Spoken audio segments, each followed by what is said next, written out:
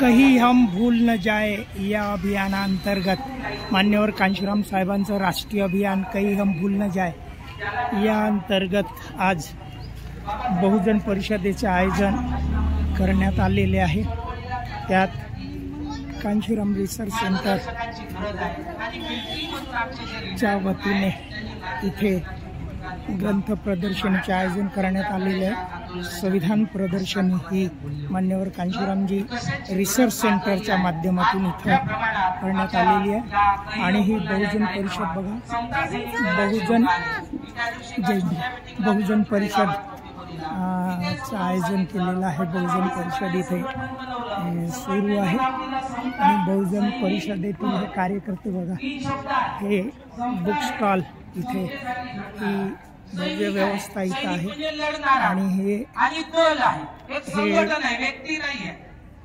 बहुजन परिषद ही मान्यवर कांशीरामजींनी कहीं हम भूल न जाए या अंतर्गत ज्या अभियानाची सुरुवात केली होती ते अभियान इथं राष्ट्रीय स्तरावर आपण सुरू आहे। काम करू आमच्याकडे खूप सारे प्रोग्राम आहेत। 2 महिने आम्ही विदर्भ फ्री झोन काढला, याच्याही पुढे कार्यक्रम येतील, मोठमोठे येतील। त्या कार्यक्रमांना तन मन धनाने आपण सहकार्य करा। आपल्याला लेजिस्लेचर मध्ये जाऊन संविधानाची अंमलबजावणी करायची आहे। 25 नोव्हेंबर 1949 ला बाबासाहेब बोलले होते, एखादी संविधान किती चांगलं असो राबवणारे जर अप्रामाणिक असतील तर ते संविधान वाईट ठरेल। एखादी संविधान किती वाईट असो राबवणारे जर प्रामाणिक असतील तर संविधान चांगलं ठरेल। बाबासाहेबांना अपेक्षित असणारा समाज बनवूया, बाबासाहेबांना अपेक्षित असणारे लायक लेकरं बनवूया। आपल्यावर असं म्हणण्याची पाळी आली नाही पाहिजे की मला चीड येत नाही, हाच माझा गुन्हा,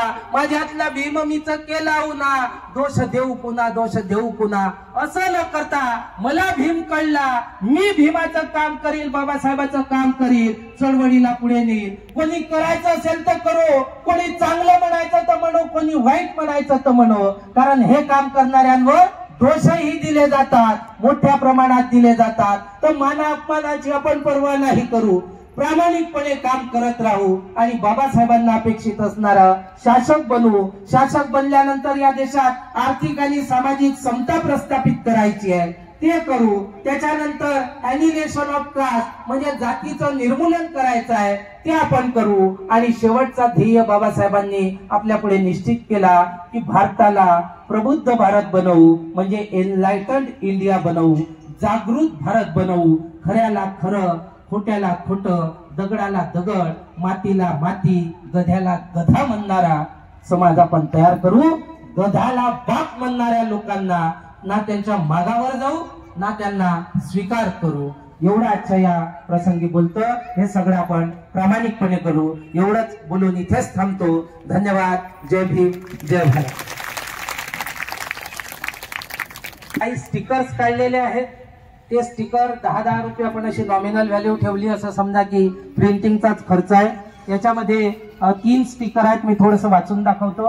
एक आहे बाबासाहेब आंबेडकरांचा हा संदेश आहे, नागचंद्र रत्तूच्या पुस्तकात जय भीम नावाच्या भीमपत्रिकेला दिलेला वाढदिवसानिमित्त 55व्या। तिथे बाबासाहेब म्हणतात, मैं आपको केवल एक संदेश दे सकता हूँ, मैं आपको केवल एक संदेश दे सकता हूँ और वह यह है कि कष्ट और अधिक कष्ट, थोड़ा सा थामून झालं, अजून आहे शेवटचं थोडासा, कष्ट और अधिक कष्ट सिवाय कष्ट के और कोई माध्यम नहीं हो सकता, और आपको इसलिए निराश नहीं होना चाहिए कि कुछ गांवों में हमारे लोगों ने कष्ट उठाए और वे घोर संकटों से गुजर रहे हैं। हमें अपने काम में संकल्प के साथ लगना होगा और संगठित होने का निर्णय करना होगा। इस देश में कष्टों से डरने की कोई आवश्यकता नहीं। संदर्भही दिलाय, एक स्टिकर आहे। त्याच्यानंतर अपना लक्ष्य क्या है ते एक आहे, म्हणजे आपलं उद्दिष्ट काय आहे। त्याच्यानंतर महानता केवळ संघर्ष और त्याग से ही, बाबासाहेबांचं कोट आहे। बाबासाहेब म्हणतात, महानता केवळ संघर्ष और त्याग से ही प्राप्त हो सकती, अग्नि परीक्षा से गुजरे बिना न तो मानवत्व को प्राप्त किया जा सकता है और न ही महापुरुषत्व को। अग्नि शुद्ध करती है, अग्नि बलशाली बनाती है, यह काम संघर्ष और कष्ट करते हैं। कोई पददलित व्यक्ति तब तक महान नहीं बन सकता जब तक वह संघर्ष और कष्ट के लिए के निर्माण के हेतु वर्तमान सुविधाओं बल्कि आवश्यकताओं का भी त्याग करने को तैयार रहना होगा। बाइबल की भाषा में मनोगत लिहिलं म्हटलं बरोबर हांगे मी पियन मांगे बरोबर माझा नंबरही लिहिला अच्छा आणि ते पुस्तक ठेवून दिलं बरं बरं ठीक आहे कारण स्पष्ट है अधिकांश दलित लोग जीवन की दौड़ में महानता अर्जित करने में इसलिए पीछे रह जाते हैं क्योंकि उनने अपने भविष्य की आवश्यकताओं के लिए वर्तमान के सुखों का त्याग करने का न तो साहस और न ही संकल्प।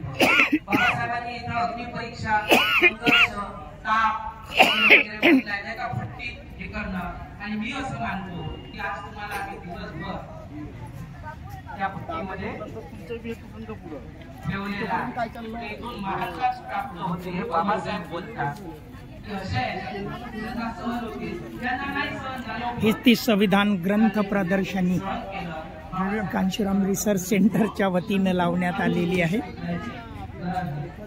संविधान ग्रंथ प्रदर्शनी याला भेट द्या।